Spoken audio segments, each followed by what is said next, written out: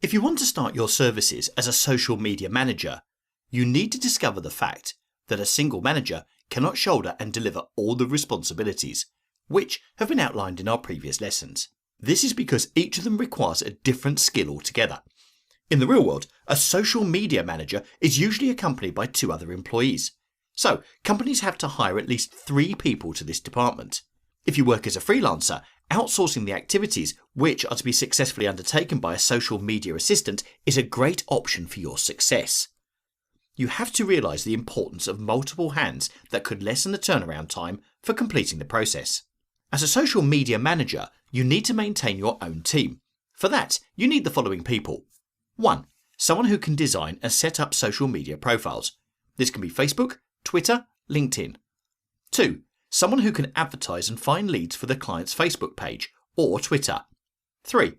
Someone who can automate updates, tweets, and real-time customer support. If you are thinking about the appropriate places to find the right kind of people to employ, let me suggest a few platforms to start with.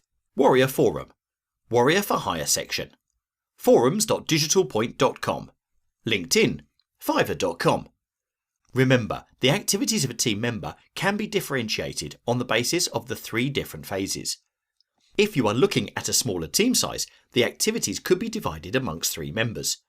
For phase 1, social media setup, it is essential for the individual to focus on understanding the dynamics such as age, geographical location, bracket of income, etc. of the target audience. This can be undertaken by one who holds an expertise in designing a profile for the brand. On popular networking sites, it would require a social architect to have a thorough understanding of the market structure based on the strategy and product line to be offered, and also be in synchronization with the values and processes followed at the client's company. Phase 2. Building a strong base of followers would require the individual to display strong marketing and selling skills. This would be in continuity with the first step.